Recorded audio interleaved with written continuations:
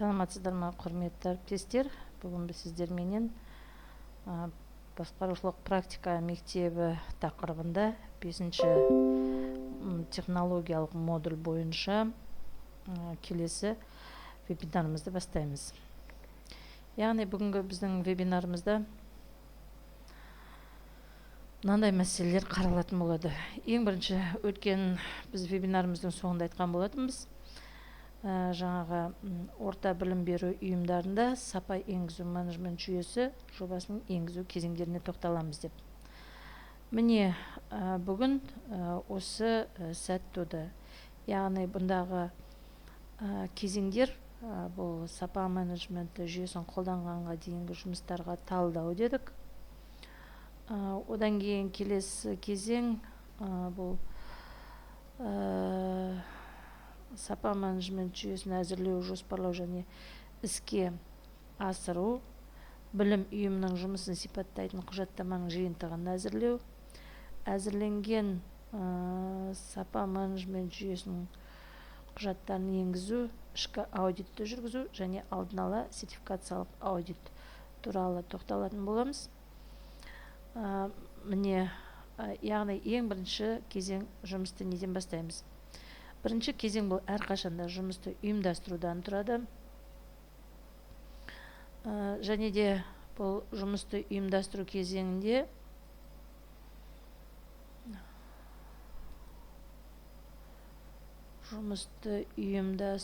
кезеңінде біз сіздерменен екінші кезең тапсырыс беруші ұйымның сапа менеджмент жүйесі құжаттарын талданады. Үшінші кезең бұл өтініш беруші орындағы аудитке дайындық жасау керек. Төртінші кезеңде аудитті өтініш беруші орындау, өткізу және аудит нәтижесі бойынша акт дайындау қажет. Және бесінші кезеңде сертификаттауды аяқтау және сертификатты тіркеу және беру қарастырылатын болады. Яғни мұндағы біз жаңа айтып өттік жоғарыда. Бірінші кезең бұл жұмыстарды ұйымдастыру дедік.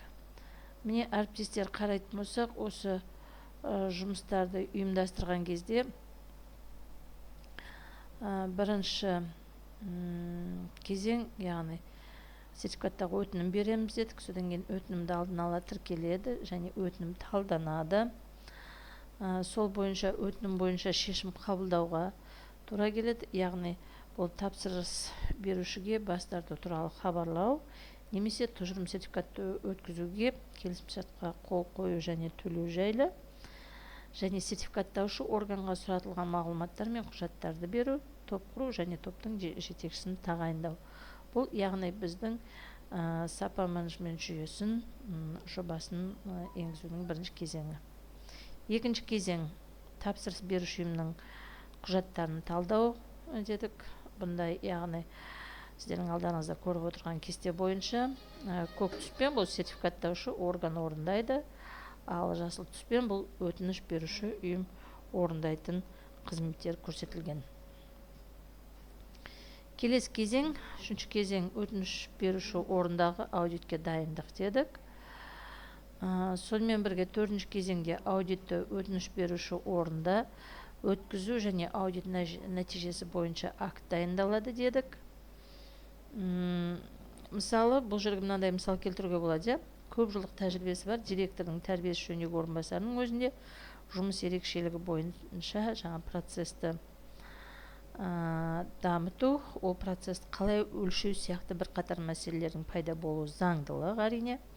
Және мұндағы тәрбие жұмыс қызметінің принциптері қалай өлшенеді. Одан кейін тәрбие жұмыс қызметінің принциптері қалай өлшенеді дедік. Және мақсаттардың тиімділігі қандай бірлікпен өлшенеді. Жоспарланған және өткізілген шаралардың нәтижелігінің сәйкестігі қалай бағалануы тиіс. Міне сол сияқты мәселелер осы төртінші кезеңде қаралынатын болады. Және келесі бесінші кезең, бұл маңызды кезең дейміз. Мұнда әзірленген жаңағы стандартты менеджмент жүйесінің құжаттарын енгізу, Процесс әзірленген болған кезде оның тәртібімен әрбір жүзеге асыру міндеттемесінің үлесімен барлық қатысушыларды таныстырады. Міне, бұл қадам қанша уақыт талап етсе де сонша қуат жұмсауды қажетсінеді. Ол көптеген оқытушылар құрамының баяу ойлау, жайбасарлықтарын ескеріп, осы процестің тиімділігін дәлелдеп сендірумен болашағына көздерін жеткізуді қажет етеді. Кейде психологтардың көмегіне де жүгінуге де тура келетін болады. Келесі кезең бұл ішкі аудитті жүргізу. Ол негізгі кезеңдердің барысын түзету және үйлесімсіздіктерді болдырмау, процесті жүзеге асыру және дамыту үшін көмектеседі. Одан кейін 7-ші кезеңде бұл алдын ала және сертификациялық аудит дедік. Бұл кезеңде сертификаттау аудиті жоспарға сәйкес қатаң белгіленген уақытта өтеді. Бұл кезеңде инноватты, байсалды, жоғарғы білікті аудиторлар жұмыс істейді. Бұл кезеңдер білім беру ұйымдары мен сертификаттаушының әрекеттері барысында 5-7 кезеңдерді құрауы мүмкін. Соған сәйкес міне алдарыңызда көріп отырған сертификатты аяқтау, тіркеу және беруде айтып кеттік.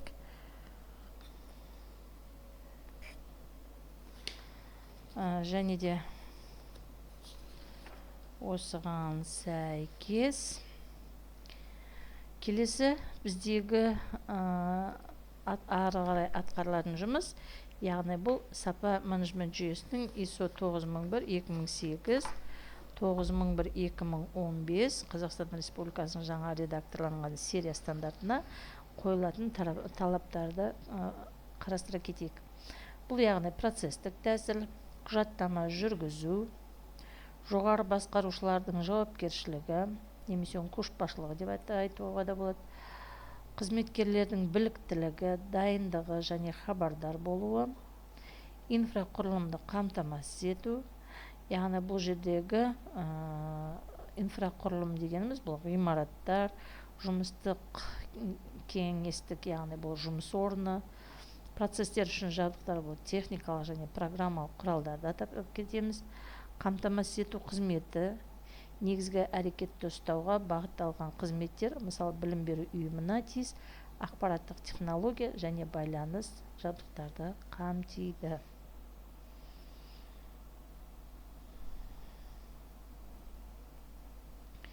Білім алушылардың қанағаттанушылығы бойынша кері байланыстар алу үшін білім беру ұйымы нәтижелі шараларды анықтау және орындау тиіс. Оларды өлшеу, талдау және жақсартады. Сонымен бірге білім беру ұйымындағы процестік тәсіл ISO жаңа біз жоғарыда айтып кеткенбіз 9001-2016 деп, және сонымен бірге ISO 14001, одан кейін OHSAS 18001 және тағы басқалар, яғни халықаралық менеджмент стандарттарының негізінде алынған. Барлық оқу тәрбие жұмыстары әртүрлі процестер көмегімен орындалады. Әрбір білім беру ұйымы жұмысты нәтижелі орындау үшін әрекет етеді. Әр ұйым өзінің процестер желісін және интерфейсін анықтайды, орнатады және оларды басқарады. Яғни бұл дегеніміз сапа жүйесі принциптерінің негізгі құрушыларының бірі процестік тәсіл принципі болып табылады екен. Енді осы процестік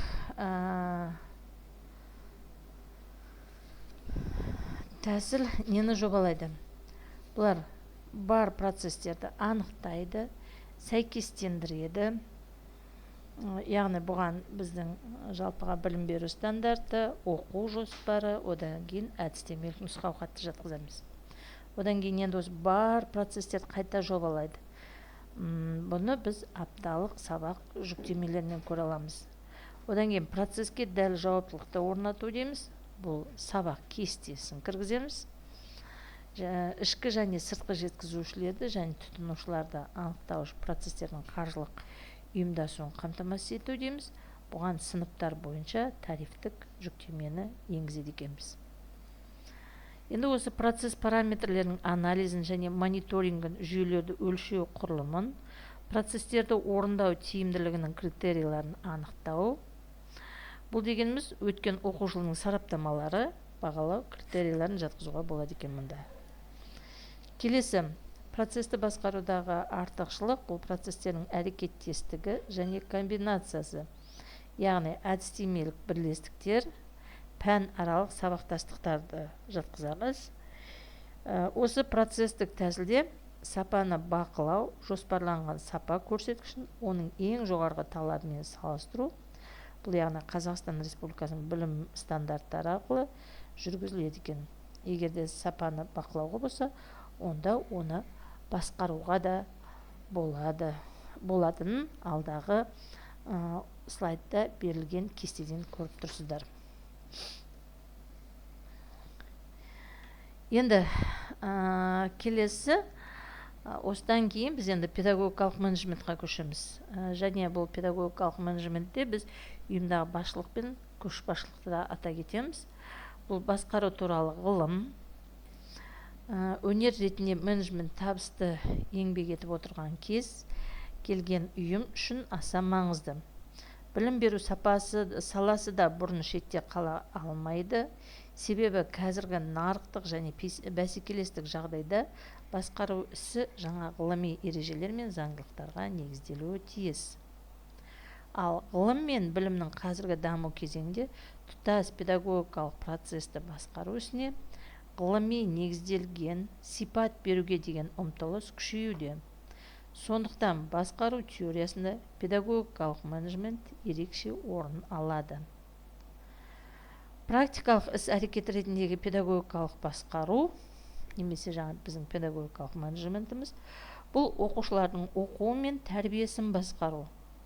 Педагогикалық басқару теориясы мемлекеттік және қоғамдық ұйымдар жүйесі, ұжымдар мен жеке адамдар жүзеге асыратын тәрбие мен оқыту процестерін басқару туралы білімдер. Ал педагогикалық басқарудың білім беру жүйесіндегі басты объектісі өскелең ұрпақ болып табылады. Оларды оқыту мен тәрбиелеуді басқару не тікелей мұғалімдер, тәрбиешілер арқылы жүргізілсе, немесе жанама мемлекеттік қоғамдық ұйымдар арқылы жүргізіледі.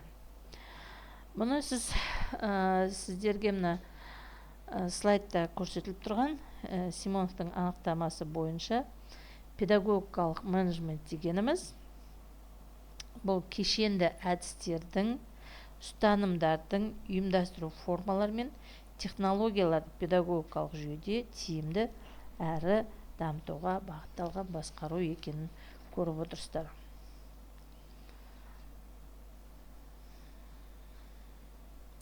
Енді бұл жердегі жаңағы педагогикалық менеджмент дегеніміз бұл білім беру жүйесіндегі оқу тәрбиелік, оқу танымдық және өздігінен білім алу процесін тиімді басқарудың теориясы, әдістемесі мен технологиясы. Ал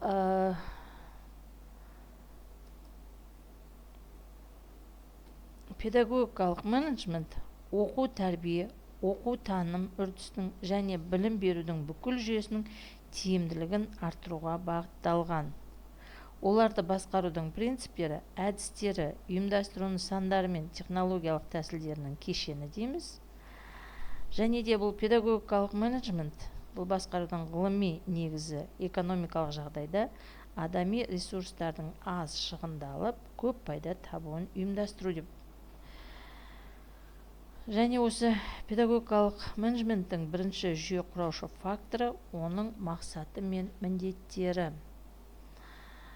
Осы педагогикалық менеджменттің негізгі мақсаттары бұл білім мекемесіндегі барлық қызметкерлер мен оқушылардың күш-қуатын, уақытын және барлық құралдардың нәтижелі де жоспарлы пайдалану, білім менеджерлер қызметінің нақты мақсаттарға және қоғамның рухани, әлеуметтік, экономикалық даму жоспарына сәйкестігін анықтау.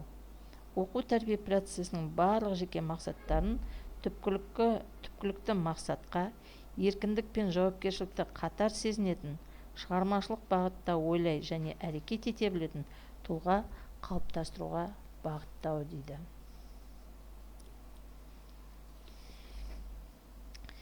Енді осы педагогикалық менеджменттің принциптеріне тоқталатын болсақ, бұл ең алдымен адамға құрметпен, сенімділікпен қарау принципі. Мұнда адамның жеке басын құрметтеу, тұлғаға таңдау еркіндігін беру, өзара сыйластық негізінде сенімділік білдіру, адамға шамадан тыс талап қоймау, адам мүмкіндіктерінің ашылуына, бастамашылықтың дамуына жағдай жасау, әркімнің жетістіктерін оқу орнындағы жеке үлесін көтермелеу. Екінші принцип бұл бірыңғай көзқарас принципі. Бұл дегеніміз не? Бұл дегеніміз әріптестермен басқарушы және басқарылушы емес, адам және адам қарым-қатынас жүйесін орнату. Қызметкерлердің рухани әлемін, талпыныстарын түсіне білу. Жұмыста өткізілген уақыттан қуаныш пен қанағаттану сезімін әкелуіне барлық мүмкіндіктер жасау. Сонымен бірге әріптестермен бейресми жағдайларда кездесіп тұру. Бұл педагогикалық менеджменттің екінші принципі, яғни бірыңғай көзқарас. Үшінші принцип бұл өзара әрекеттестік.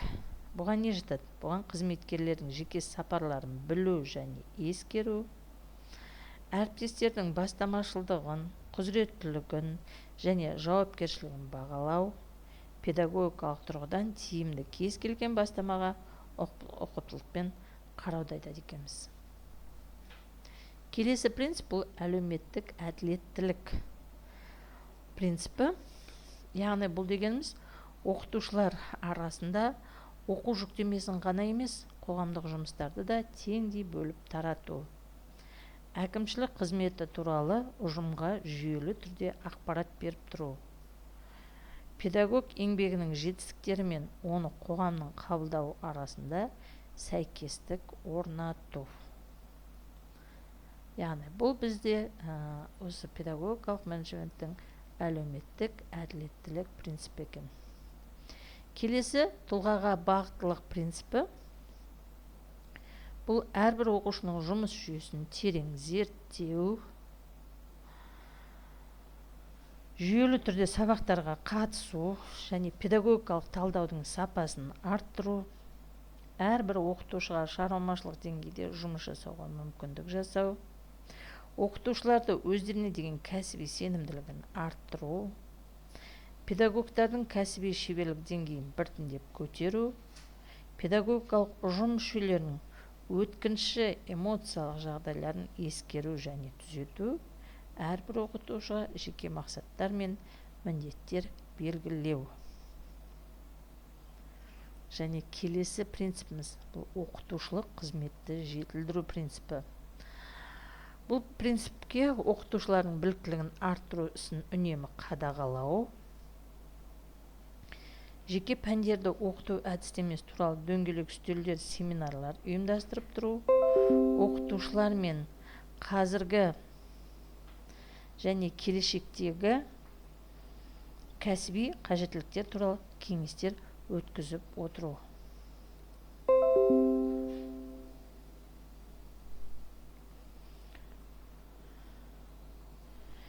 Келесі принцип бұл жекеше ынталандыру принципі. Бұл жекеше ынталандыру принципінде моральдық және материалдық сеп түрткілерді стимул әділетті қолдану жатады. Сонымен бірге ұтымды ойластырылған сеп түрткілер жүйесін пайдалану, мұнда сыпайылық, езу тарту, сезімталдылық қарым-қатынас, сыйлық бергеннен де күшті сеп түрткілер екендігін есте сақтау қажет. Бірыңғай мәртебе принципі. Бұл педагогикалық үдеріс субъектілерінің барлығы, мектеп қызметкерлері, мұғалімдер, оқушылар атқаратын қызметіне қатыссыз теңдей демократиялық жағдайларда болуы тиіс. Және келесі принцип бұл консенсус. Мұнда мәселелерді қарау және шешім қабылдау барысында ұжым мүшелерінің пікірін объективті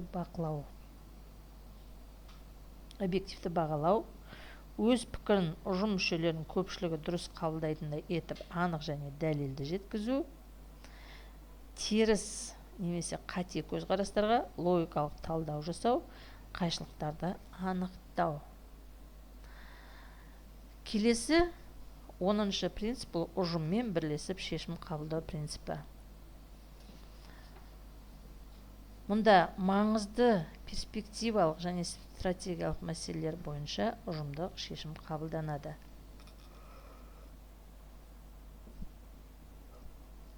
Маңызды шешімдер қабылдауда оны орындаушыларды белсенді қатыстыруы тиіс.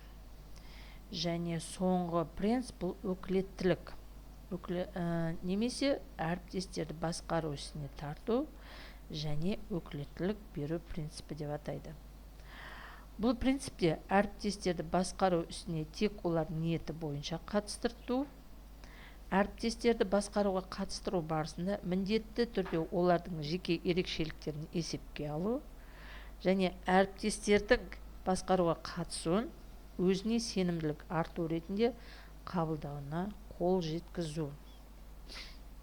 Және сонымен бірге біз сіздерменен қазір әріптестер осы педагогикалық менеджмент принциптерін атап кеттік. 11 принципіне жеке-жеке тоқталдық. Енді бұл жерде біз жаңа жоғарыда айтып кеткенбіз, көшбасшылық ұғымына да назар аударамыз деп. Яғни көшбасшылық бұл ұжымды қалыптастыру және өз беделінің негізінде оларды межеленген мақсаттарына жеткізу қабілеті дейміз. Кейбір адамдар мұндай қасиеттерін өз пайдасын шешу үшін асыра пайдаланады. Ал көшбасшылықтың келесі модельдерден қарастыруға болады. Мұнда авторитарлық, демократиялық және либералды. Авторитарлық модель деп мұнда топтың көшбасшыға толықтай сөзсіз мойынсынуын білдіреді. Мұндай модельде команда мен жетекшісі арасында белгілі бір қашықтық болады. Диктатураға негізделгендіктен ешқандай сұрақ болмауы керек, ешқандай қателіктерге жол жоқ. Диктатор биліктің негізгі құрамдас бөлігі білім болып табылуын әділдік деп санайды. Сондықтан ол өзгелерге болмашығаны мәліметтер беріп, маңызды болып табылатын ақпаратты әрқашан өзінде сақтайды. Басқарудың бұл формасы қаталдықты талап ететіндіктен, мұндай көшбасшы әдетте мейірімсіз және әділетсіз деп қабылданады. Келесі модель бұл демократиялық. Демократиялық модельде көшбасшы тобына бостандықтың белгілі бір деңгейін қамтамасыз етеді. Түрлі мәселелерді шешу топтың барлық мүшелерінің жалпы талқылау арқылы жүзеге асырылады. Бұл жерде көшбасшы өзінің қарамағындағылардың идеяларын реттеушісі рөлін атқарады. Және сіздермен жаңа айтып кеткенбіз, біз либералды деп. Либералды модельде басқару шешімдерінің орындалуы үшін көшбасшының өзінің қол астындағыларға анық талаптарының болмауымен және бақылаудың жоқтығымен сипатталады. Көшбасшының типтері қандай? Көшбасшының типтері бұл көшбасшы, ұйымдастырушы, шығармашыл көшбасшы, жігерлі көшбасшы, дипломат көшбасшы, жанашыр көшбасшы деп бөлінеді. Енді осылардың әрқайсысын жеке-жеке тоқтай кетейік. Көшбасшы ұйымдастырушы, яғни бұл негізгі айырмашылығы командасының қажеттілігін өзінікі ретінде қабылдайды және белсенді әрекет етеді. Ол оптимист және көпшілік мәселелердің толық шешілетініне сенімді. Ол оның өнімсіз үсті ұстанбайтынын білгендіктен, оның соңынан бәрі ілеседі. Ол сендіруге қабілетті, ынталандыруға бейім, қажет болған жағдайда ол айыптының қадір қасиетіне нұсқан келтірмей өз ойын білдіреді. Соның нәтижесінде адамдар жақсы жұмыс жасауға тырысады. Кез келген бейресми ұжымда мұндай адамдар үнемі көзге түседі. Ал шығармашылық көшбасшы шешімі жоқ, кей кездер тіпті қауіпті көрінетін мәселелерді қолға алып, оларды шешу қабілетімен және жаңаны көре білумен өзіне тартады. Бұйрық бермейді, тек талқылауға шақырады. Мәселені қызығатындай етіп қоя білетіндіктен адамдарды тартуға мүмкіндік береді. Жігерлі көшбасшы дегеніміз кім? Жігерлі көшбасшы ол өз күшіне сенімді, ерік жігері күшті, қауіп қатерге немесе белгісіздікке бірінші болып барады, ешбір ойланбастан күреске түседі, өзі дұрыс санайтын ұстанымы үшін қарсы тұруға дайын, шегініс жасауға бейім емес, ешқашан берілмейді. Алайда мұндай көшбасшыға өзінің іс-әрекеттері туралы ойланып барлығын қадағалауда кейде уақыты жетпей қалады. Оның стилі игіліктер жолындағы бәсекеде бассыз батылдыққа бару. Енді келесі көшбасшыны біз дипломат дегенбіз. Егер ол өз өкілеттіктерін зұлымдық үшін пайдаланатын болса, онда оны қаскөй шебері деп атауға болар еді. Яғни жағдаятты және оның жасырын бөлшектерін тамаша білетіндігіне сүйене отырып, өсек аяңның барысын біліп отырады. Сондықтан ол кімге және қалай әсер ету мүмкіндігін жақсы біледі. Жақтастарды шеңберіндегі сенімді кездесулерді дұрыс көреді. Өз жоспарларын жарнамалай, көпшілік назарын аудару үшін баршаға мәлім жайттарды айтуға мүмкіндік береді. Алайда оның осы сыңайдағы дипломатиясы көбіне лайықты түрде басқара білмеуінің орнын өтейді. Келесі соңғы көшбасшыны біз жанашыр көшбасшы деген болатынбыз. Мұнда көпшіліктің ұмтылуының себебі ол қиын кезде қолдау көрсетуге дайын тұрады. Ол адамдарды құрметтейді, оларға мейіріммен қарайды. Өзі сыпайы, мұқият, жанашырлық танытуға қабілетті. Сонымен Фрейд көшбасшылардың келесі типтерін анықтамайды. Олар патриархатты әмірші, көсем, тиран, ұйымдастырушы, азғырушы, қаһарман, жаман үлгі, кумир, елден шыққан әзәзіл. Яғни соңғы екі түрі, елден шыққан әзәзіл, ол көшбасшыға айтарлықтай қарама қарсы мысалдар. Объектінің агрессивті тенденциялары сол арқылы топтың эмоцияларын дамыту. Көбіне топтар солармен күресуге біргеді. Ол жоғалып кетсе, топшылық стимулда жоғалады, сол себепті олар ыдырай бастайды. Енді ұйымдағы көшбасшылық және менеджмент ұйымдарына тоқталайық. Көшбасшылық және менеджмент ұғымдарында әрдайым алшақтық бар. Олардың айырмашылықтарының мәнін көптеген адамдар дұрыс түсіне бермейді. Көшбасшылықтың басқару міндетіне маңызы артықта емес, алайда біреуі екіншісін алмастыра да алмайды. Шын мәнінде ұйымдардағы көшбасшылық пен басқару екі бөлек, бірін-бірі толықтыратын іс-қимыл жүйелері. Әрқайсының өз функциясы және оның сипаттамаларына тән әрекеттері бар. Барған сайын күрделі және өзгергіш бүгінгі нарық заманда табысты болу үшін сізге екеуін де меңгеру қажет. Көшбасшылық басқару үдерісінде менеджментті толықтырады, алайда оны алмастыра алмайды. Менеджмент күрделі құрылымдарды басқарумен әрекет етеді. Ол басқару әдістерімен және процедураларынан тұрады. Бұл нормативті құқықтық актілерді зерттеу, қызметкерлерді іріктеу мен орналастыру, қызметтік міндеттерді бөлу, бақылау жүйесін ұйымдастыру, тағы сол сияқты.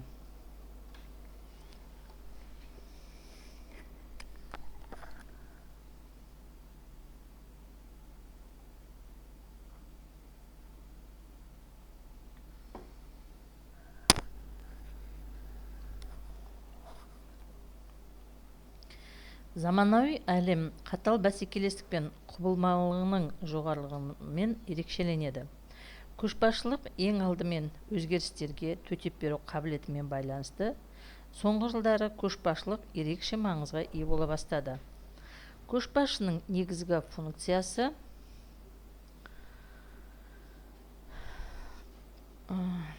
адамдарды ынталандыру қабілеті мен оңтайлы өзгерістерге мұрындық болу. Сол ғана өзгеріс ұйымдастыру жолындағы сөзсіз кедергілерді еңсеруге көмектеседі. Ал заманауи мектеп басшысы тек менеджментті ғана емес, көшбасшылықтың қасиеттерін меңгергенде ғана өзінің пікірлестер командасын құра алады. Ал команда бұл жоғарғы сапада ұйымдасқан топ. Сонымен бірге басқаруда әрбір басшының өзіндік басқару стилі болады. Көшбасшылықтың қандай стильді, қандай жағдайда тиімдірек десек, мұнда Джон Гилгуттың айтуынша стиль бұл сіздің қандай пьесада ойнап жүргеніңізді білуіңіз дейді. Яғни сенімді, мінез құлық, көшбасшылық стилі, жағдаяттың табиғатын тани білуден бастап, қажетті іс-шараларды ретпен атқара отырып, жағдаятты меңгеру қабілетінен дамиды. Мінез құлық пен стильді таңдаудағы көшбасшылық моделі, мұнда менеджменттің функцияларына келетін болсақ, файл теориясы бойынша менеджменттің 5 функциясын ерекшелейді. Басқарудың өзара байланысқан 5 функциясы. Бірінші, жоспарлау, ұйымдастыру, мотивация, үйлестіру және бақылау. Енді жоспарлауда бұл болашақты болжау және оған дайындық, жоспарлай алмау менеджердің біліксіздігін көрсетеді. Екінші, ұйымдастыру. Жүйенің жұмыс істеуі үшін оқу үрдісін барлық қажетті заттармен, жабдықтармен, материалдар, қаржыландыру, адамдармен қамтамасыз ету. Мұндағы ең маңызды элемент менеджердің оқу дайындығы болып табылады. Келесі мотивация.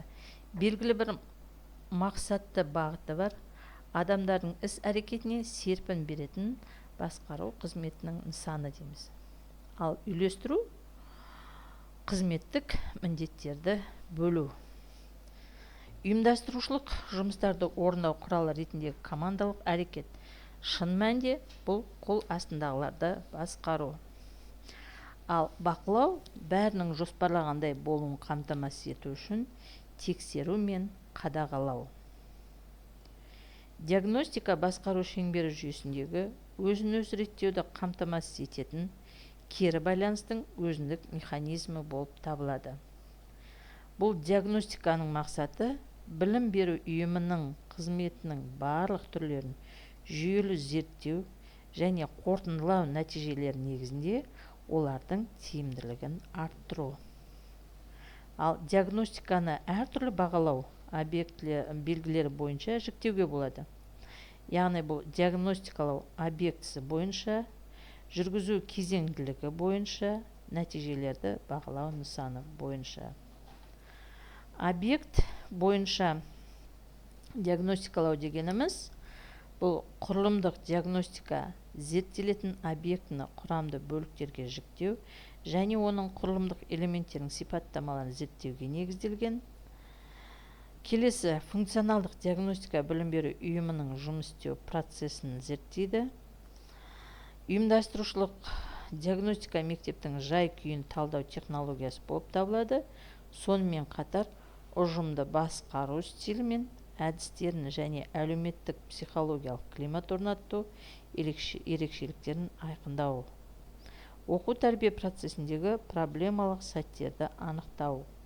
Мектеп қызметін оңтайландыру бойынша ұсыныстарды дайындауға көмектеседі.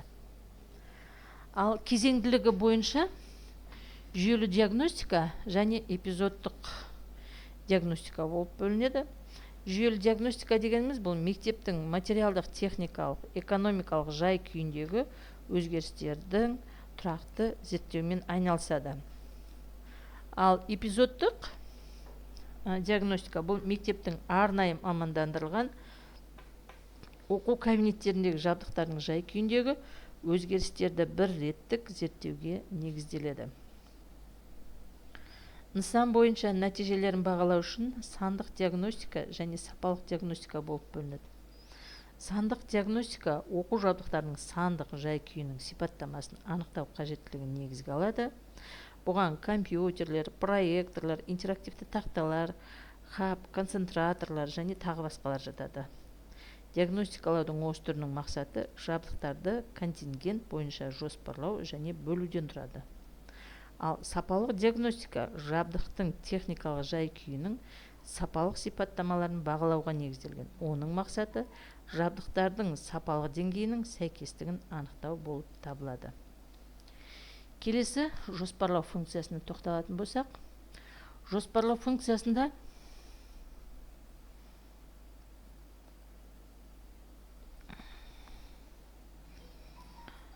жоспар дегеніміз не десек, жоспар бұл білім беру ұйымының болашақтағы әлеуметтік экономикалық жағдайының күрделі моделі дейміз. Және жоспарлаудың өзі бірнеше түрге бөлінеді. Яғни ең бірінші бұл стратегиялық жоспарлау қажет. Бұл жоғары деңгей дейміз. Бұл ұйымның негізгі құраушыларына ұзақ мерзімді болашаққа болжам жасау. Ал басқаруда тактикалық жоспарлаумен орта деңгейде айналысады. Нақты айтқанда аралық мақсатқа жету жолындағы стратегиялық мақсаттар мен міндеттер анықталады. Тактикалық жоспарлау мәні бойынша стратегиялық жоспарлаумен ұқсас. Жоспарлау ұйымның төменгі деңгейінде де жүзеге асырылады. Ол қысқа мерзімді жедел жоспарлау деп аталады. Жоспарлау ортақ мақсаттарға қол жеткізу үшін басшылықтың ұйымның барлық мүшелерінің күш-жүгерін бір бағытқа бұруы болып табылады. Басқару процесі осы функциялардан басталады. Ұйымның табысқа жетуі оның сапасына байланысты. Өзінің мәні бойынша жоспарлау функциясы келесі негізгі сұрақтарға жауап беруі тиіс. Біз қазіргі уақытта қайдамыз? Біздің қалай дамығымыз келеді? Ол үшін біз не істейміз? Деген сұрақтарға жауап беруі тиіс. Және мұндағы ұйымдастырушылық функциясына ол ұйымның барлық белгілері арасындағы тұрақты және уақытша қарым-қатынасты құрудан, оның жұмыс тәртібін және шарттарын анықтаудан тұрады. Бұл ұйымның алға қойған мақсаттарына жету үшін адамдар мен ресурстарды біріктіру процесі. Функцияның мәні барлық басқарылатын жүйелердің элементтерінің арасында тиімді байланысты қамтамасыз етеді. Ұйымдастыру демек жалпы басқару міндеттерінің түрлерін бөліктерге бөлу және орындауға беру, сондай-ақ жауапкершілік пен өкілеттіктерін жүктеу жолымен түрлі жұмыстар арасында өзара байланыс орнату. Енді осыдан біз жоғарыда атап кеткен уәждеме функциясын тоқталайық. Уәждеме функциясы дегеніміз бұл адамның мінез құлқы әрқашанда уәждемелі. Ол шабытпен және құлшыныспен еңбек етуге ынталы, ал кейде жұмыстан жалтаруы да мүмкін. Тұлғаның мінез құлқы кез келген басқа да көріністерде болуы мүмкін. Барлық жағдайларда мінез құлықтың уәжін іздеу керек. Уәждеме немесе мотивация дейміз. Бұл процесс өзіңіздің және басқалардың жеке мақсаттары мен ұйымның мақсаттарына жетуіне түрткі болады. Ал мұның мазмұндық теориясы адамдарды белгілі бір жағдайларда әрекет етуге мәжбүрлей отырып, ішкі ниетін анықтауға негізделеді. Осы жерде біз қазір Маслоу теориясы бойынша барлық адам қажеттіліктерінен 5 топқа бөледі деп айтқан болады. Маслоу теориясында қажеттіліктер теориясы бұл яғни физиологиялық қажеттіліктер деп айтқанбыз. Ең төменгі жаңа пирамиданың ең алғашқы баспасы бұл яғни өмір сүру үшін қажеттілік, одан кейін қауіпсіздік пен болашаққа сенімділік қажеттілігі дегенбіз. Екінші қажеттілікте, үшінші қажеттілікте әлеуметтік қажеттілік дегенбіз. Бұл қандай да бір адами қауымдастықта адамдар тобына қатысты болу қажеттілігі болады дедік. Соныменен құрметтеу және танылу қажеттілігі бұл төртінші қажеттілік, және өз ойын білдіру қажеттіліктері бұл яғни пирамиданың ең жоғарғы қажеттілігіне жатқызған болатынбыз. Және сонымен бірге Маклелланд қажеттіліктердің үш деңгейін анықтады. Яғни бұл дегеніміз бірінші бұл билікті қажетсіну, басқа адамдарға ықпал ету ниеті. Ең жоғарғы билікті қажетсінетін бұл авантюризм мен зорлыққа бейімділігі жоқ адамдарды жоғарғы басшылық лауазымдарға тағайындауға дайындау қажет дейді. Екінші қажеттілік бұл табысқа жету қажеттілігі. Қандай да бір адамның жетістігін жариялаумен емес, жұмысты табысты аяқтауға жеткізу үрдісімен қанағаттандырылады. Және келесі үшінші бұл қатысты болу қажеттілігі. Ол адам өзгелерге көмектесуге, таныс ортада достық қарым-қатынас құруға мүдделі екенін білдіреді. Бұл біздің Маклелланд қажеттіліктерінің үш деңгейі.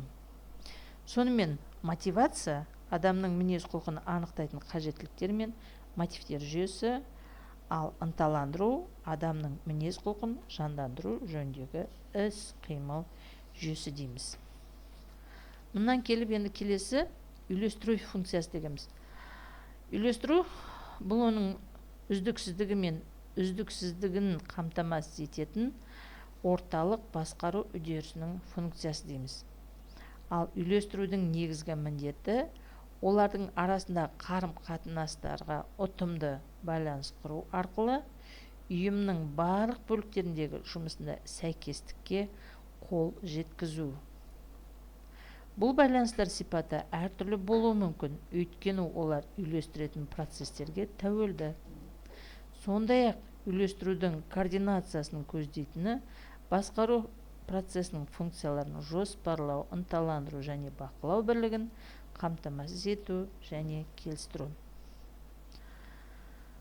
Енді бақылау функциясына тоқтайтын болсақ, мұнда басқарудың қажетті функцияларына қосылатын аса маңызды құрамдас бөлігін бақылау дейміз. Ең жалпы түрде бақылау іс жүзінде қол жеткен нәтижелер жоспарланған нәтижелермен салыстыру процесі болып табылады. Бақылаудың өзі алдын ала бақылау, ағымдық бақылау және қорытынды бақылау болып бөлінеді. Алдын ала бақылау дегеніміз не? Ол жұмыстың нақты басталғанға дейін жүзеге асырады. Алдын ала бақылаудың негізгі құралы белгілі бір ережелер, рәсімдер мен тәртіп желілерін жүзеге асыру болып табылады. Енді осы алдын ала бақылау процесінде әртүрлі сәттердегі стандарттардан ауытқуларды алдын ала болжауға және анықтауға болады. Ал ағымдық бақылауда ол жұмыстардың жүргізілу барысында жүзеге асырылады. Оның ең жиі нысаны мектептің ұжымы болып табылады. Ол өзі айрықша құқықты тікелей басшы болып табылады. Ол белгіленген жоспарлар мен нұсқаулықтардан ауытқуды болдырмауға мүмкіндік береді. Ал қорытынды бақылау, мұндай бақылаудың мақсаты алдағы уақытта қателіктердің алдын алуға көмектесу. Міне, әріптестер, біз сіздермен біраз мәселелерді талқылап тастадық деп ойлаймын. Бұл біздің жаңа педагогикалық менеджмент және осы сапалық менеджмент жүйесінің кезеңдері деп айтқан болатынбыз. Осы туралы сұрақтарыңыз болса, чатқа жазып отыруларыңызды сұраймын. Яғни қазір бізде чатта бірнеше қыздарымыз отыр екен.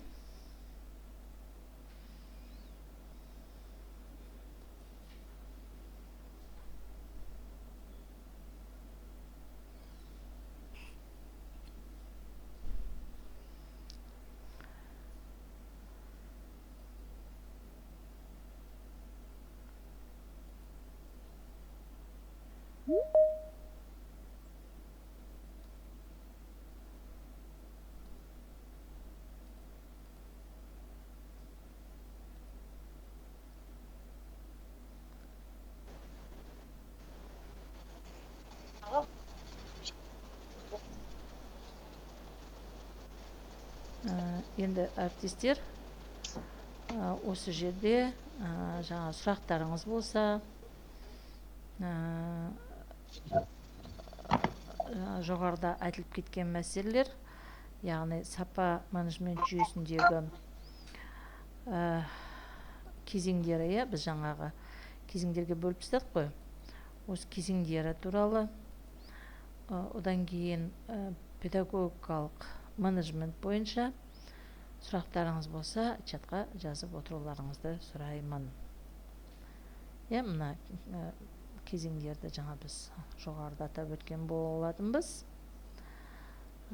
Кезеңдердің және білім беру ұйымдарының тәсілдері, педагогикалық менеджмент туралы, осы мына педагогикалық менеджменттің принциптерін атап кеттік. Міне осы туралы сұрақтарыңыз болса, өтініш чатқа жаза отырыңыздар. Және қазір сіздерге дәрісіміздің соңында, вебинарымыздың соңына қарай уақыт бөліп туындаған сұрақтарға жауап беруге тырысамын. Онда ары қарай вебинарымызды жалғастырайық. Яғни вебинарымыз бойынша сапаны басқару жүйесінің негізгі ережелері, стандарттау мен сертификаттау. Мұндағы стандарттау ол нормативті құжаттармен бекітіледі. Өнімнің шығарылуына қойылатын талаптар, әдістемелер, құрылымдағы сияқты қызметтердің түрлері болады екен. Ал білім беру ұйымда стандарт талаптары Қазақстан Республикасының білім беру стандартымен анықталады.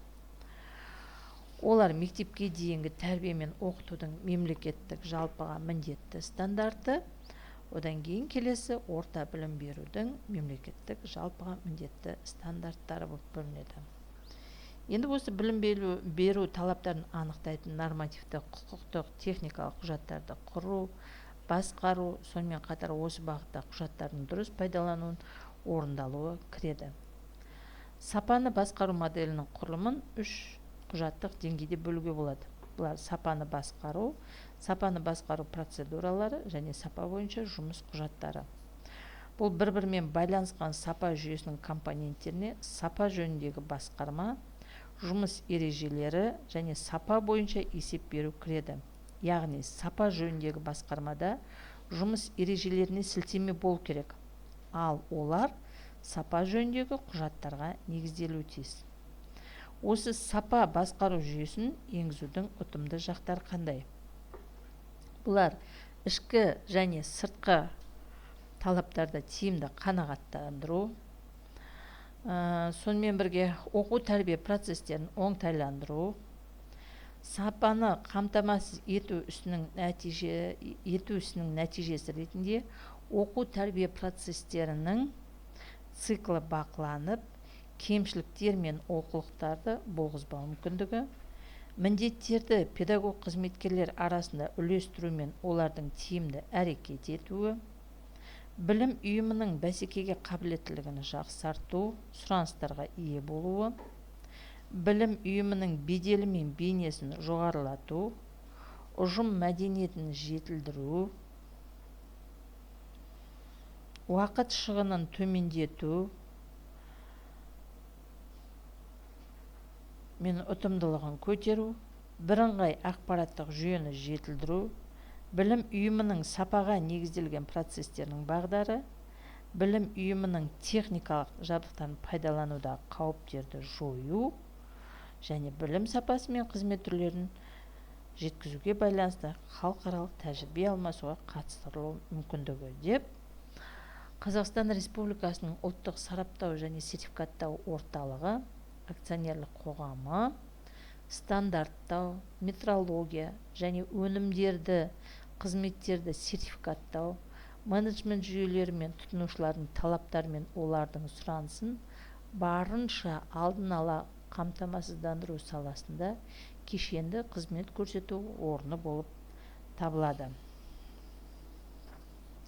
Ол білім ұйымдарында оқу тәрбие, шаруашылық қызмет көрсету салаларында пайдаланылатын техникалық жабдықтардың сапасы мен қауіпсіздігінің кепілі, бекітілген талаптарға сай екенін растайтын сертификаттау, қауіпті жабдықтардың білім ұйымына түсуіне тосқауыл жасайды. Міне, мұндағы әріптестер, метрология дегеніміз не екен? Метрология дегеніміз бұл грек жаңа деген сөзді грек тілінен аударғанда метро өлшеу, логос білім деген екі сөзден тұрады.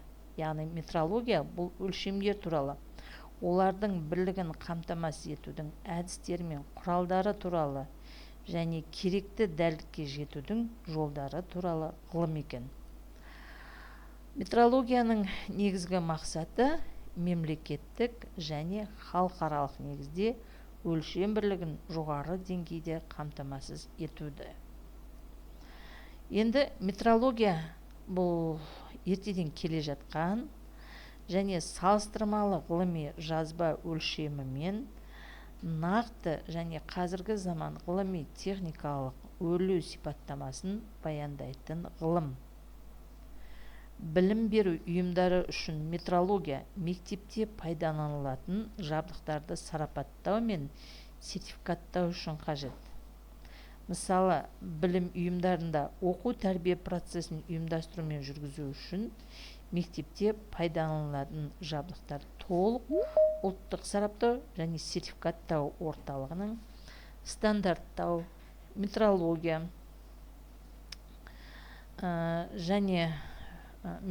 және өнімдері қызметтерді сертификаттау талаптарына сәйкес өлшемдеріменен сәйкестендіріледі. Бұны сіздер алдарыңызда тұрған жаңағы кескіндерден көріп отырсыздар. Яғни әртүрлі бұйымдарда әрбір өлшемнің өзіндік салмағы да әртүрлі болуы мүмкін. Мысалы, электр шамын алатын болсақ, мұндағы ең маңызды функционалдық өлшемдерге мыналар жатады. Яғни, шам жарқыраған, жарық түсіруі тиіс. Ал пайдалану өлшемі ол ұзақ уақыт жарық беруі және электр энергиясын аз тұтынуы тиіс. Осы орайда эстетикалық өлшем шамасы рөл атқарады. Алдарыңыздағы кескіннен көріп отырғандай, стандарттау мен сертификаттау метрология саласы сапа менеджмент жүйесінің талаптарын қамтамасыз етуге жұмыс жасайды. Осының ішінде метрология ұғымы білім беру саласындағы келесі жағдайлардан көрініс табады. Яғни олар оқу сыныптарында пайдаланылатын сыныптар, парталар, орындықтар, тәжірибе жасау столдары, арнайы химия, физика, биология кабинеттерінің жабдықтары, зертхана құралдары мен жабдықтары, сонымен бірге сынып бөлмелерінің жасанды жарықтануы, келесі медицина кабинетінде пайдаланылатын таразы, бой өлшеу құралдары, градусниктер, кварц лампалар және тағы басқалары. Спорт залында пайдаланылатын тренажерлардың мен спорттық снарядтар, сонымен бірге мектептің электр желілердің мектеп периметр бойынша жер контурына жалғануы, мектеп асханасындағы өлшеу құралдар мен электр қуатын пайдаланылатын жабдықтар, мектептің шағын орталығындағы балалар жиһаздары мен ойыншықтары, информатика кабинеттерінде компьютерлер мен тоқ көздерінің жер контурына жалғануы, шаруашылық мақсатында пайдаланылатын құрал жабдықтар, егерде мектепте сұйық отынды автономды жылу беру жүйесінің цистерналарының арнайы калибрлеу сараптамасынан өтуі, сонымен бірге суды пайдалану мен электр қуатын тұтынуды өлшейтін өлшеуіштер. Міне осылардың барлығын салалардың өз ара байланысына жатқызуға болады. Міне бұл яғни біздің бағанадан бері айтып отырған метрологиямыз екен. Стандарттауға да сертификаттау және оның сапасын. Сондықтан мектептерде метрологиялық бақылауды метрологиялық қызметтің мемлекеттік басқару органдары заңды тұлғалардың метрологиялық ережелер мен нормалардың орындалуын тексеру мақсатында жүргізіледі. 1993 жылы 18 қаңтарда Қазақстан Республикасының өлшеулер бірлігі туралы заң қабылданды. Соған сәйкес 1994 жылы біздің ел заңды түрде метрология халықаралық ұжымына және ISO-ға уәкілдік мүшесі ретінде кірді. Енді осы метрологиялық қызметтің басты мақсатына тоқталайық. Яғни мұнда азаматтардың құқықтары мен ел экономиясының мүдделерін, өлшемдердің бірлігін қамтамасыз ету туралы Қазақстан Республикасы заңына сәйкес жүзеге асырылатын өлшеудің күмәнді нәтижелер салдарынан қорғау болып табылады. Мұндағы өлшеу бірегейлігінің қамтамасыз етудің мемлекеттік жүйесінің тізіліміне мыналар кіреді екен. Яғни өлшеу құралдарының бекітілген 3848 түрі, олардың 1047-сі алыс шетелдерден, 334-і отандық өндірушілерден, 2467-сі сынақ өлшеуіш құралы, заттар мен материалдардың құрамы мен қасиеттердің 857 стандарттың түрі, 116 стандартты үлгілердің бекітілген түрлері, 741 республикада қолдануға жіберілгендер. Яғни метрологиялық аттестаттаудан өткен 1483 өлшеу құралдары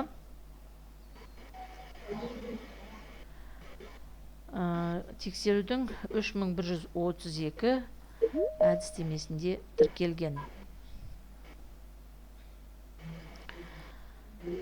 Сонымен бірге бүгінгі күні метрологиялық жұмыстарды жүргізу құқығына 371 заңды тұлға аккредиттелген.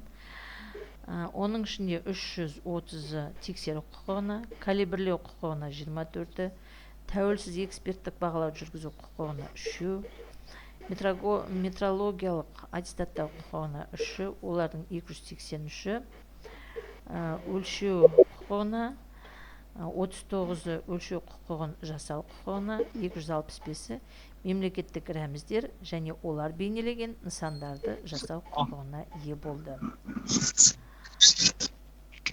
Мемлекеттік ғылыми метрологиялық орталық қызметін Қазминметр РМК атқарады.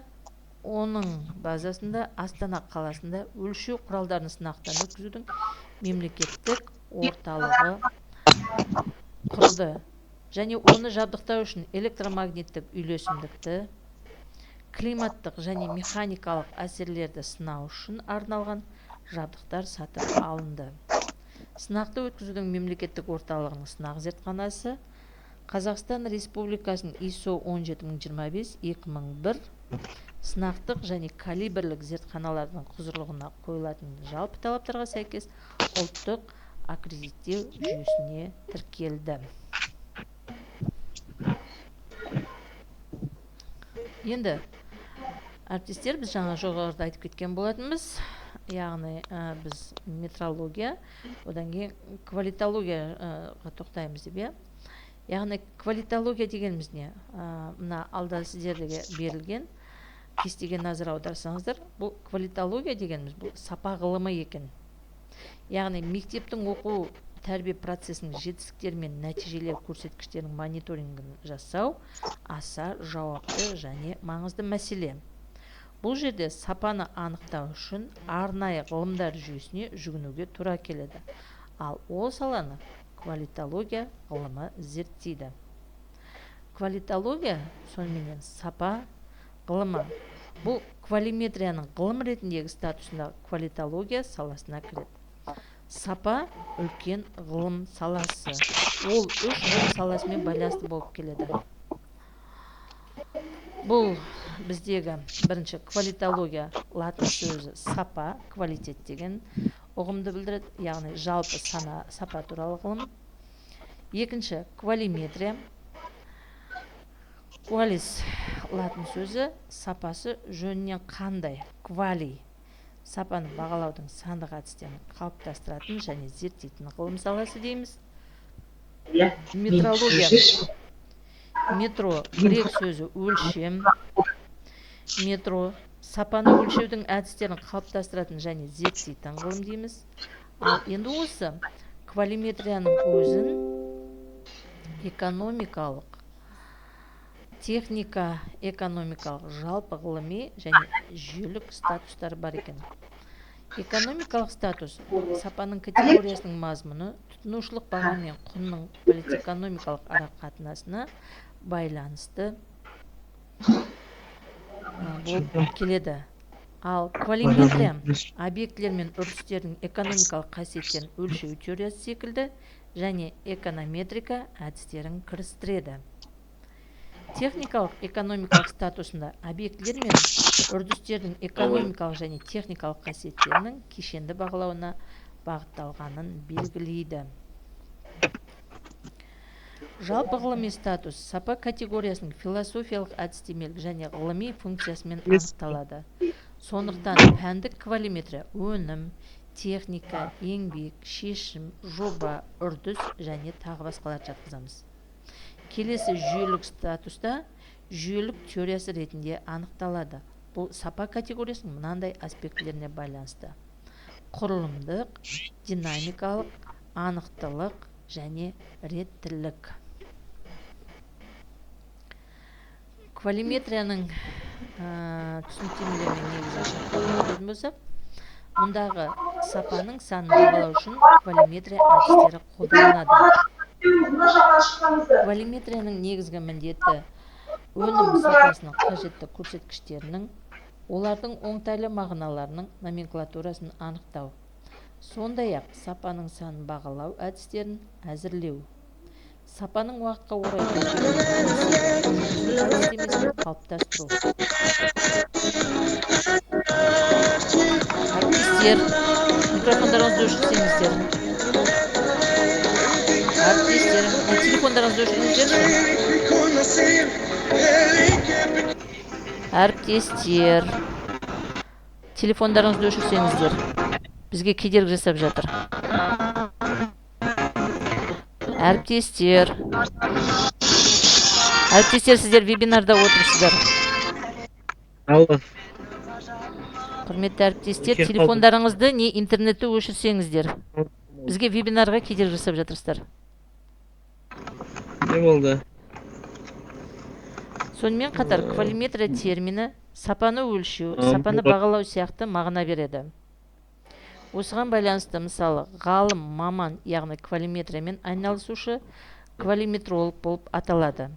Кез келген пәнге сапа жағынан қарау, не болмаса кез келген пәннің сапасын бағалау, квалиметрлік жуықтау деп айтылады. Мысалы, сапа туралы ғылым, бұл квалиномия. Осы пәнге байланысты сапаны бағалау және өлшеумен айналысу, өнімнің сапасының сандық бағалануы квалиметрия болып табылады.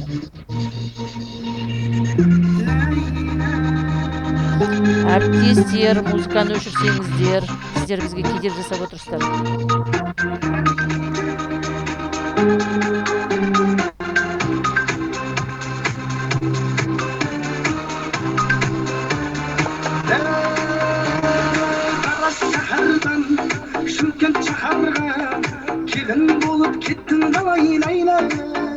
Назгүл, мен сізді өшіремін.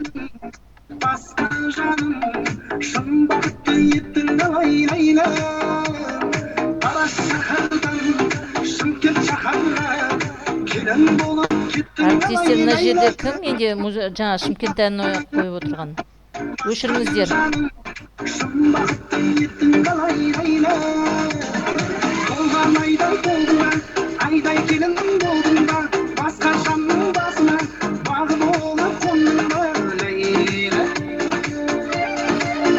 Әріптестер, өшірсеңіздер.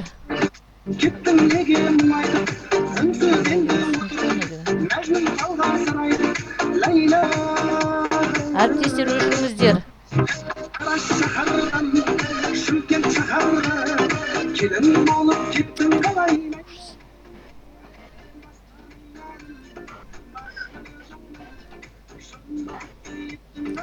Әріптестер, өшірулерін сұраймын. Шымкенттен.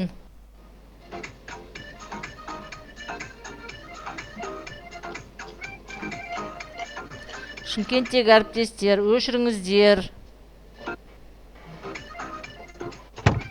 Назгүл, өшіріңіз.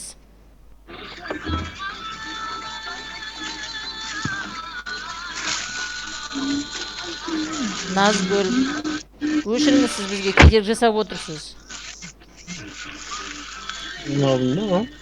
Өшіріңізші, әріптестер, сіздер бізге кедергі жасап отырсыздар. Біз репетиционданбыз. Вебинар өтіп жатыр бізде. Назгүл, өшіріңіз.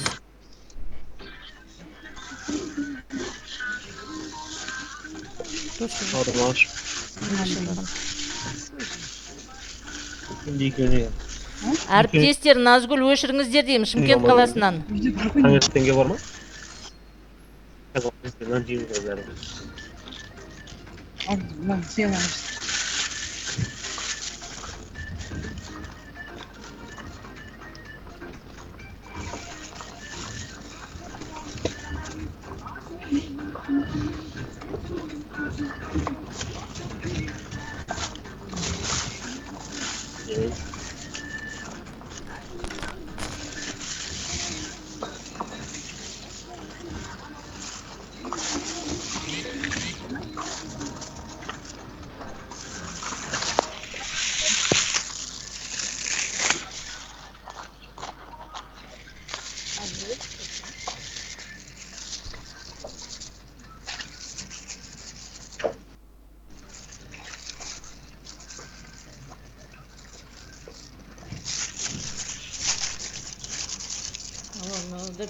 Мына жерде жаңағы титр екідегіге кіріп қойып, мына жерде Шымкенттен біреулер тұрып музыканы қойып алып, мені вебинарды өткізіп келе жатыр. Не оларды удалить ете алмай деп отырмын ше мен.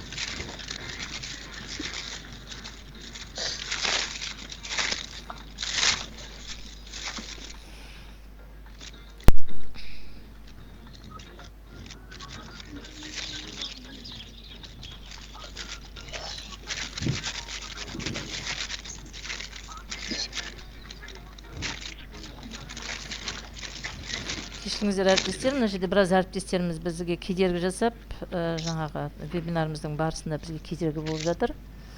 Техникалық ақаулар.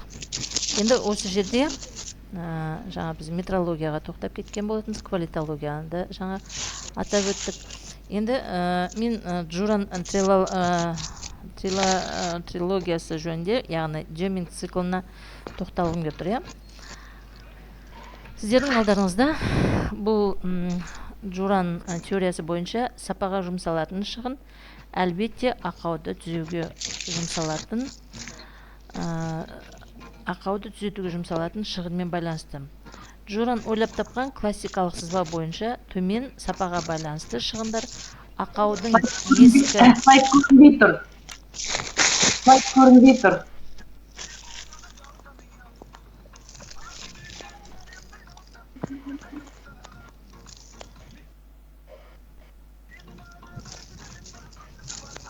Қыздар ендіші көрінді ма? Жоқ, көрінген жоқ. Так.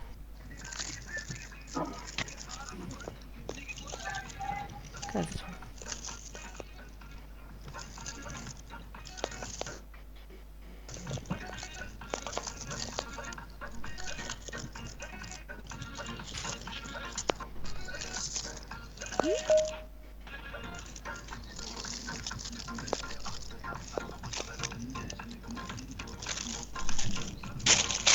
Нөлдір. Менде жаңа слайд көрінді ма? Жоқ, көрінген жоқ. Көрініп тұр слайд. Ау. Көрініп тұр слайд. Слайд көрініп тұр ма? Что-то басқа жақтан көрінбей жатыр деп жатыр ше маған. Көрінбей, бізде көрінбей тұр. Может, енді грузится басқаларда. Бірақ мен көріп тұрмын. Жақсы, рахмет. Менде аудио қосылып тұр. Ол Менде, жай ма? Иә, жаңа соны айғайлатып қойды да, енді қазір мына не қылды, тоқтады. ақырындатты ма? Аха, енді басты сәл-сәл бағандан бері айғайлатып қойды. Болды ғой онда, да? Жоқ, тоқтай тұр, мына нем кетіп қалды тағы да. Слайдым кетіп қалды. Ана, басталды. Соны не қылыпсыздаршы, ана звуктарын, мөлдір. Звуктарын алыпсыздаршы доступтан.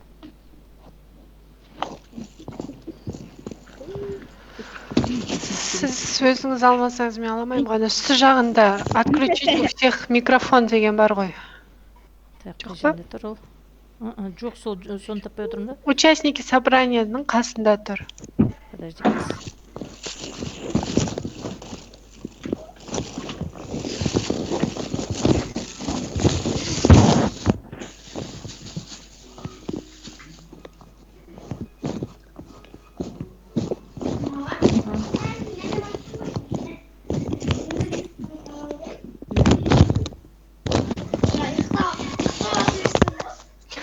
Мен қазір сізге бара салайыншы.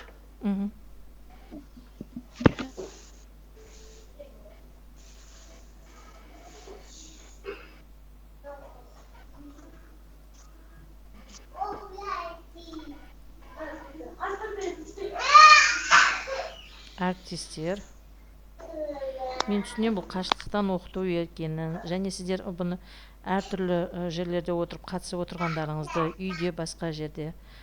Сонда да микрофондарыңызды өшіріп қойсаңыздар. Өйткені бұл жазылған запистің бәрін қазір біз неге саламыз, ютубқа саламыз.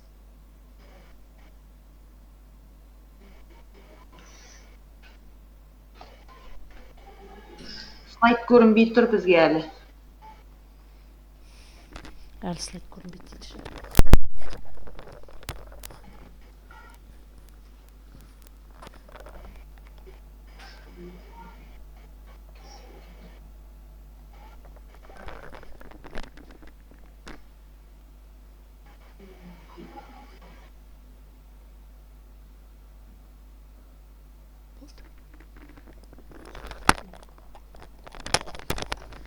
Қыздар, нені слайд ашылды ма сіздерде?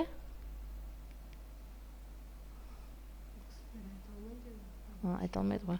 Чатқа жазыңыздаршы, сіздерде кімде слайд көрінбей тұр?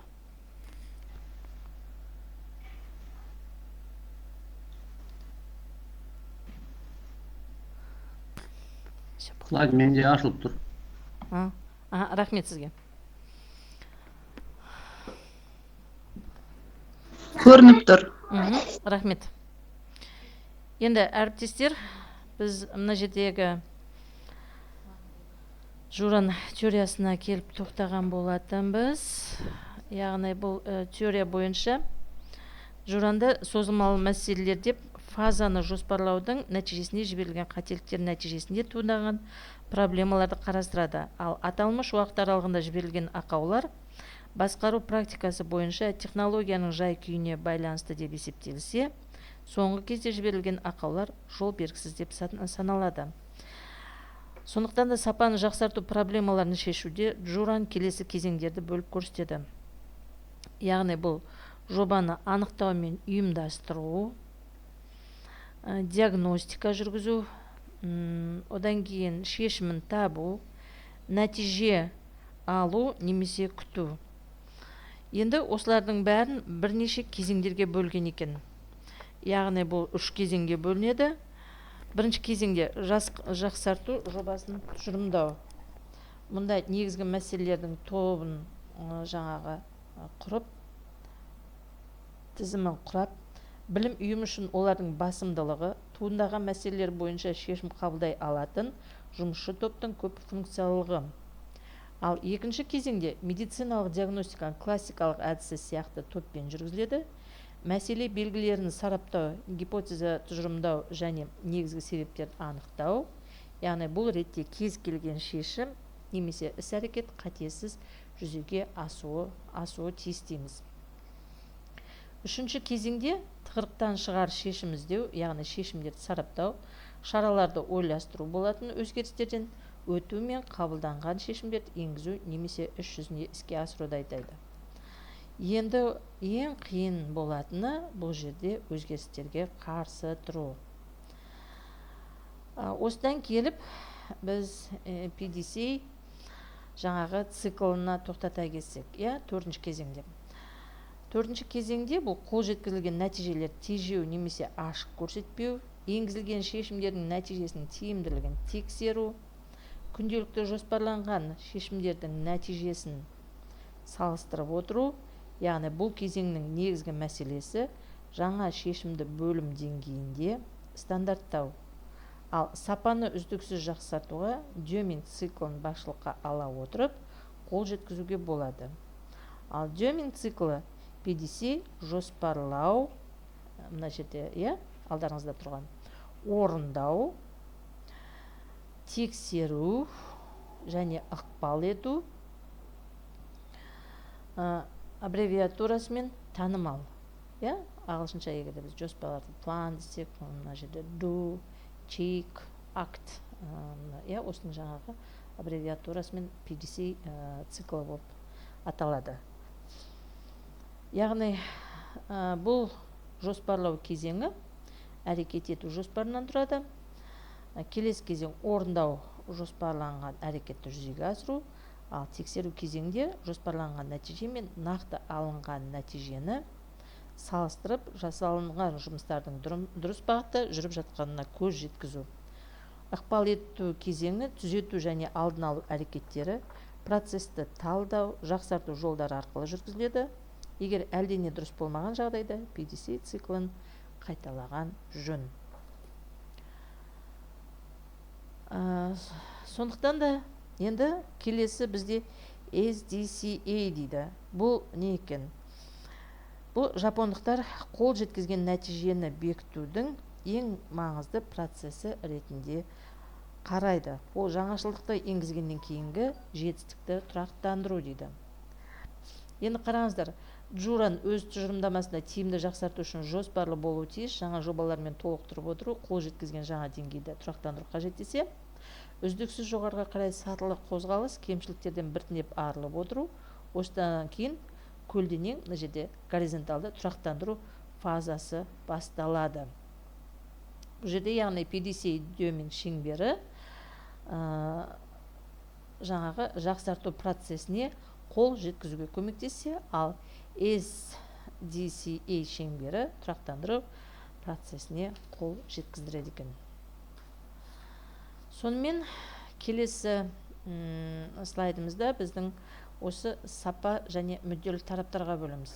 Яғни сапа менеджмент жүйесі барысында мынандай білім беру үдерісінің қатысушылары бар екен. Мұндағы біздегі өздеріңіз де білесіздер, біздің алдымызда бұл мұғалімдер мен оқушылар, ал ресурстық қолдау процесіне қатысушылар бұл қаржылық құрылымдардың қызметкерлері, одан кейін оқу әдістемелік және ақпараттық құрылымдар қызметкерлері, басқару және әлеуметтік құрылымдар қызметкерлері, білім беру ұйымдарын аккредиттеу, білім беру қызметтерінің сапасы туралы объективті ақпарат беру, оның арттырудың тиімді тетіктерінің бар екенін растау мақсатында аккредиттеу органның белгіленген аккредиттеу стандарттарына сәйкестігін тану рәсімін жатқызамыз.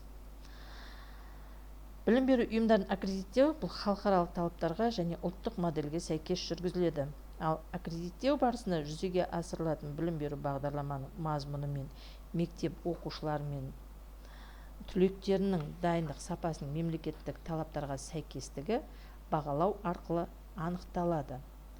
Осы аккредиттеуді өткізу барысында аккредиттеу өткізу кестесі мен жоспары құрастырылады. Аккредиттеу барысында білім беру бағдарламасының көрсеткіштері және оны жүзеге асыру жағдайлары, білім мазмұны мен сапасының көрсеткіштері бағаланады. Білім беру мазмұны мен сапасын экспертті бағалайды. Және аккредиттеу барысында білім беру ұйымдарында білім сапасын басқару жұмыстар мазмұнына қарай оқу тәрбие жұмыс, әдістемелік жұмыс, сабақтан тыс оқу тәрбие жұмыс, ғылыми тәжірибелік жұмыс деп 4 топқа бөлінеді. Бұлардың өзі педагогикалық талаптар сапасы, білім беру процесінің сапасы және соңғы нәтижелер сапасына бөлінеді. Сонымен бірге мектептің білім беру іс-әрекеті сапасын бағалаудың өлшемдері бұл басқару сапасы, ресурсты қамтамасыз ету, оқу бағдарламалары мен оқу жоспарының сапасы, оқушылардың жетістіктері, педагогикалық ұжымның ынтымақтастығы, мектептің мәдениеті және психологиялық ахуалы болып бөлінеді екен. Және осы аталған іс-әрекет түрлері бір-бірімен тығыз байланысты, сабақтастықта болған жағдайда ғана жоғарғы нәтижелерге қол жеткізуге болатыны сөзсіз. Сонымен қатар білім беру әрекетінің сапалы болу үшін міндетті шарт мектеп оқу әдістемелік, психологиялық, медициналық, материалдық, техникалық, ақпараттық және еңбекті қорғау мен техника қауіпсіздігі қызметтерімен қамтамасыз етіледі. Бұған зерделеу нысандары жатады, ақпарат жинаудың негізгі әдістері кіріктіріледі. Сөйтіп, аккредитация құрылымы бойынша екіге бөлінеді. Бұл біріншісі мамандандырылған аккредиттеу, яғни кәсіптік білім беру бағдарламаларын мамандықтарды аккредиттеуді айтса, және екіншісі институционалдық аккредиттеу, ол білім беру ұйымына тұтас аккредиттеуден өткізу. Міне осы аккредитация аймақтық белгілер бойынша ұлттық және халықаралық болып бөлінеді. Ал аккредиттеуден өткізу кезеңдері ішкі бағалаудан, сыртқы бағалаудан тұрады екен. Енді осыған сәйкес аккредиттеу бізде жүргендіктен де бұл жерде бізде аудит бағдарламасы, білім ұйымының басқару жүйесінің тиімділігін анықтау үшін қажет болады. Ал аудит дегеніміз не? Аудит дегеніміз бұл білім ұйымының құжаттарын, бухгалтерлік, қаржылық есептердің іштей және сырттай тексерілуі. Аудиттің негізгі мақсаты білім ұйымының барлық құжаттамалық жұмысының заңға сәйкес болуын тексереді екен. Сіздердің алдарыңызда осы аудит функциясы жүйесінің бақылаушылық, сараптамалық, басқарушылық, кеңес берушілік, өндірістік, ақпараттық салаларының кестесі берілген. Бұл енді келесі слайдта жыл сайын сапаға жауапты адам сапа менеджмент жүйесінің ішкі аудиттер бағдарламасын құрып, оны ұйым басшысына бекіту үшін жылдың соңында немесе келесі жылдың басында ұсынады. Ал аудит бағдарламасының көлемі ұйымның мөлшері мен сипатына, сондай-ақ менеджмент жүйесінің жетілген және күрделілік деңгейіне негізделуі тиіс. Ал бұл аудитті орындайтын адамды аудитор деп атайды. Аудит бағдарламасын іске асыру үшін аудиторға басқару жүйесіне маңызды болып табылатын қажетті ресурстарға ерекше көңіл бөлуі қажет. Аудитті берілген уақытына нәтижелі және тиімді өткізу үшін аудит бағдарламасына ақпараттар мен ресурстарды кіргізу керек. Ал мектептегі ішкі аудитке жаңағы қажетті құжатталған рәсімдер мен процестер кіреді. Бұл басқару процесі, менеджменттің қорлары, оқыту процесі, тәрбие, инновациялық іс-әрекет, мемлекеттік сатып алу, білім алушылармен байланыс, өлшеу, талдау, жақсарту, құжаттарды басқару, жазбалар, талаптарға сәйкес емес өнімді басқару, түзету және алдын алу іс-әрекеттері кіріктіріледі екен. Енді осы жерде бізде сыртқы аудит болады екен. Негізінде сыртқы аудит пен тексерудің айырмашылығын сіздер осы жерден көре аласыздар. Яғни бұл жерде аудит берілсе, және екіншісінде тексеру көрініп тұр. Сонымен бірге дәстүрлі жоспар мен стратегиялық жоспардың да ерекшеліктерін көрсетеді. Енді осы жерде стратегия дегеніміз не десек, міне сіздердің алдарыңызда осы стратегияның бұл қызметтері туралы кестеден көре аласыздар. Және сонымен бірге мына жерде сіздердің алдарыңызда мен бірнеше диаграммаларды жаңағы өлшеу құралдарын ұсынып отырмын. Және біздің қазіргі мәселеміз бойынша сіздерде қамқоршылық кеңеспен аяқтағым келіп отыр. Бұның мақсаты және негізгі бағыттарын осы слайдтан көре аласыздар. Сонымен бірге әріптестер сұрақтарыңыз бойынша жаңағы өзіміздің чатқа жаза аласыздар. қатысқандарыңызға рахмет. Сау саламат болыңыздар.